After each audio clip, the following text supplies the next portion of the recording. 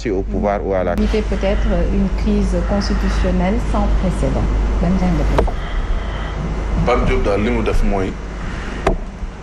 ab homme d'affaires boo xam ne dafa bëgg a régler ay comptes. Simplement amul leneen. parce que xam nga man lu ma d'accord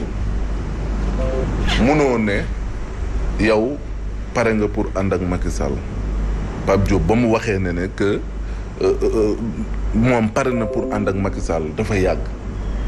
man lu ma dul comprendre mooy munoo dem ay élection nga ne nit ñi nañ ma nga dagaat baandu askan wi tu te retrouves avec 44 000 voix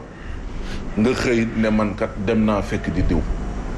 loolu moo indi tey la xew Médina ñu ngi ko doon décrier fii ak Bamba Fall ba mu ko defee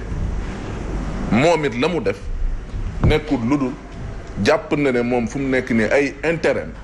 ñoo ko ëppal solo que lu jëm ci wàllum avenir politique am parce que moom Pape Diop jàpp na ne jeexal na tàgg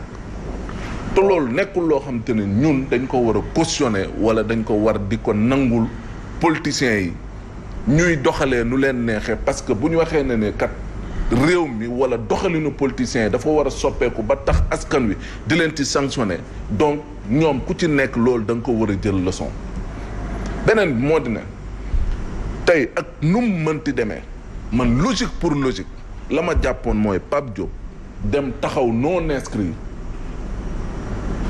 bu loi boo xam ne teg nañ ko jàpp na ne njëriñ la mais mu bu ko neexee mu voté jàppale Benno Bokk Yaakaar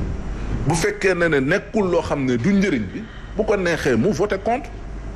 parce que tamit yëf yi il faut muy am logique cohérence aussi il faut muy am ci suñuy politiciens yi mënuñu tey da ngay wax lii suba nga xëy génn ci lële gannaaw suba nga ñëw taxaw wax lële loolu mënul continuer constance dafa am solo également parce que bokk na ci lu tax régime bi gën a ñàkk ci élection yi ñu génn ci législative yi moo dina recycler ay nit yoo xam ne jël transhumance teg ko ci kanamu askan wi teg askan wi d'accord tuñu ci ay transhumance tey Pape Diop la mu def tegu ko fenn parce que 44 000 voix ña ko voteel ñooñu au moins ak ay collaborateurs am yi nga xam ne jàpp nañ ne ci opposition bi nañ bokk mun nañ bañ a gisee ñeneen opposition yi loolu kenn bañu ko Thierno Alassane Sall opposition la bokk mais dane carrément ci opposition bi laa bokk mais nañ ñee di doxalee ànduma ci et pourtant mu ne tey jii nii laa gën a bokk ci opposition bi dalee leer na Thierno Alassane Sall ci non inscrit yi lay dem taxawee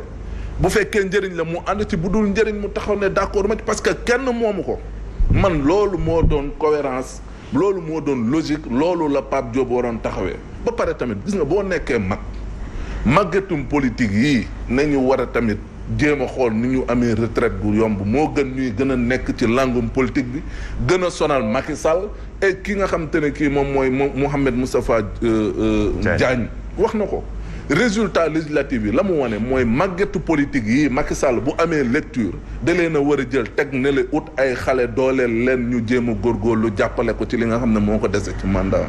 mais boo bëggee nekk di recycler bëgg a jël transhumance kaa leen ñu ànd chaque fois nga jël ba pare ay parti yoo xam ne presque amuñu nit 44 000 voix fan la la jëme fan lan la lay indil politiquement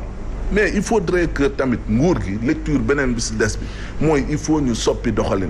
ni ñuy jël xale yi di leen jàppale ñu jéem a xool ñi nga xam ne ñu compétent ne ñu jël leen di kii mais boo fi bëggee nekk di def apologie transhumance apologie recyclage politique màgget ñi nga jël leen bëgg leen teg ci xale yi résultat yi rek lay indi